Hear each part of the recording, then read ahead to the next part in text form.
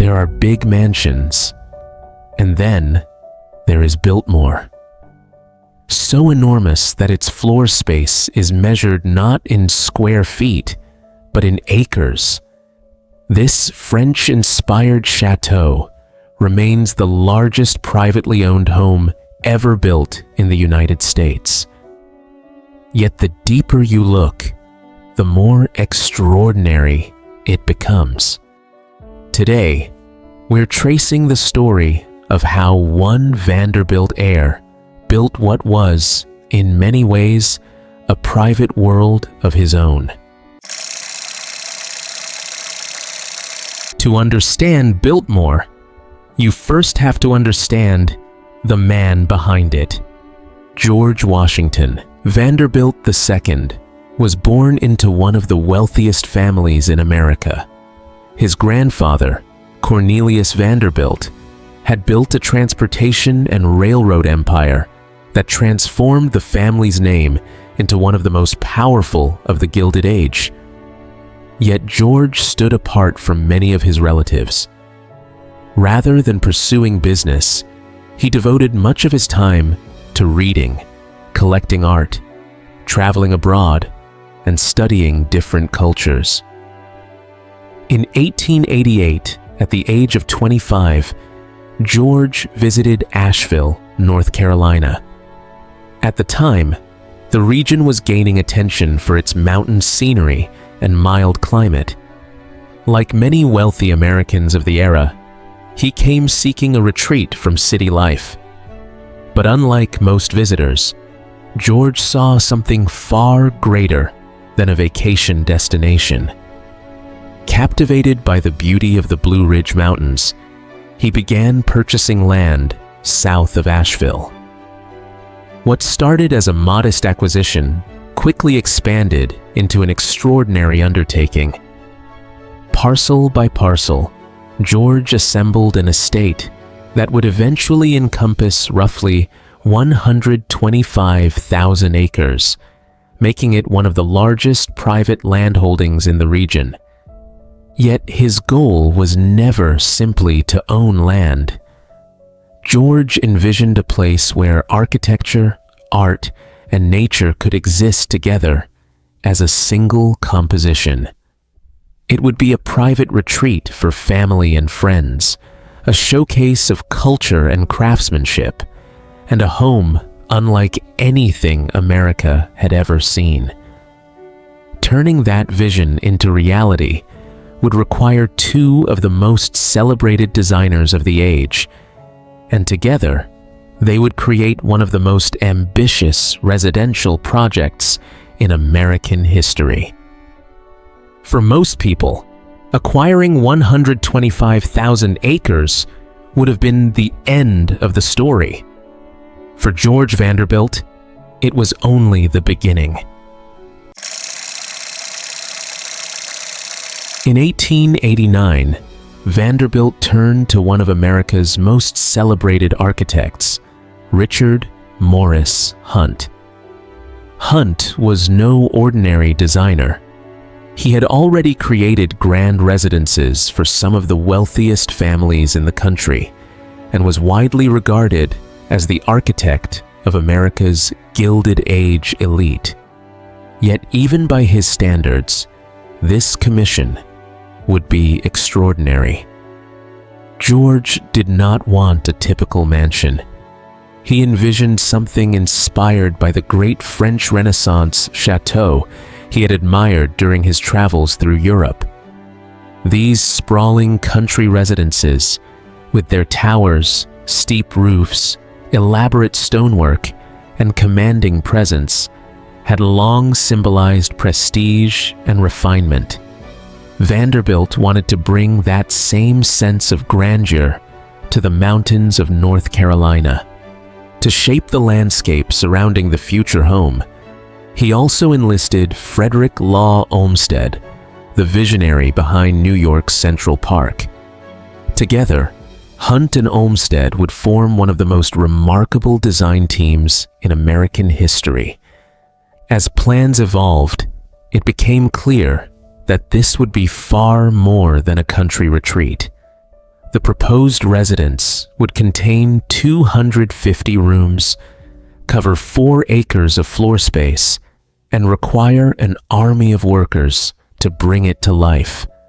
Every detail, from the towering limestone facade to the carefully framed mountain views, was designed to create the impression of a centuries-old European estate. There was just one problem. Nothing on this scale had ever been attempted in the mountains of western North Carolina before, and turning drawings on paper into America's largest private home would prove to be a monumental undertaking. When construction on Biltmore began in 1889, the challenge was unlike anything the region had ever seen. That same year, once the design was finalized, work began on a remote mountainside in western North Carolina with no existing infrastructure to support a project of this scale. Every material, tool, and worker had to be brought in specifically for the build. To create the chateau George envisioned, massive quantities of Indiana limestone, a strong and finely textured building stone commonly used in major American architecture of the time, were shipped over hundreds of miles, then transported up winding mountain roads to the site. Steel, brick, timber, and glass followed the same long journey, turning the estate into a constantly moving supply chain of extraordinary scale. At its peak, thousands of workers were involved in the construction, shaping stone by hand. The walls were rising room by room and slowly bringing the design to life. What began as architectural drawings was gradually transformed into a structure that stretched across 4 acres of floor space and rose in the style of a centuries-old French estate. But constructing the mansion was only part of the challenge. Supplying the site was another. Roads had to be carved directly into the landscape just to reach the site, and temporary rail lines were pushed closer and closer to the property to keep materials moving. What followed was a constant effort to solve problems as they appeared, since nothing about building a home of this size in this location had ever been done before. And yet, despite the obstacles, the vision continued to grow. At that point, it was still just a construction site in the mountains. What it would eventually become was something far greater than anyone involved could fully picture. The true scale of what was being built was still only beginning to reveal itself. When Biltmore opened its doors on Christmas Eve 1895, it immediately stood apart from anything America had seen before. It functioned more like a self-contained world, designed around movement and experience as much as architecture. Even reaching the house was intentional. Guests did not simply come upon it. They followed carefully designed approach roads that slowly revealed the estate in stages, with the mansion appearing only at the final moment, after miles of forested landscape. The first impression was never a single view, but a gradual buildup of scale and anticipation. Inside, the house was not organized around one idea of domestic life. It shifted constantly, depending on purpose. Some rooms were built for formality and ceremony, others for private study or retreat, and others still existed purely to host visitors arriving from across and outside the country. The mansion was always performing different roles at once. One of the most striking spaces, the banquet hall, was designed less as a dining room and more as a statement of presence, with a vertical scale that dwarfed everyday experience. Just a short distance away, the library told a completely different story, reflecting George Vanderbilt's personal world of books, travel, and collecting rather than public display. Beneath its European appearance, the estate also operated with a level of modern infrastructure that set it apart from most homes of its time. Electric lighting, indoor plumbing, central heating, and an early elevator system were built directly into its structure, allowing it to function with a level of comfort that many American cities had not yet fully reached. Biltmore was not simply designed to be looked at. It was designed to be lived in, experienced, and moved through on a scale that blurred the line between private residence and private estate. And that is what made it one of a kind at the time. For all its grandeur, Biltmore was ultimately built to be a home. It faced the same challenge that confronted many of America's great Gilded Age estates. What would happen after the generation that built it was gone? In 1898, George Vanderbilt married Edith Stuyvesant Dresser, and the estate began a new chapter as a family residence. 2 years later, the couple welcomed their only child, Cornelia, who would spend her childhood exploring the vast grounds and halls of Biltmore.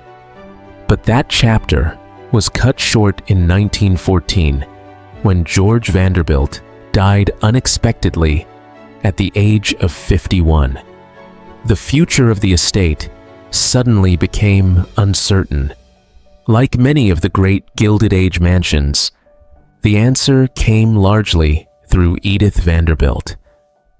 Faced with the immense cost of maintaining the estate, she made a series of decisions that helped secure its future while preserving the heart of George's vision.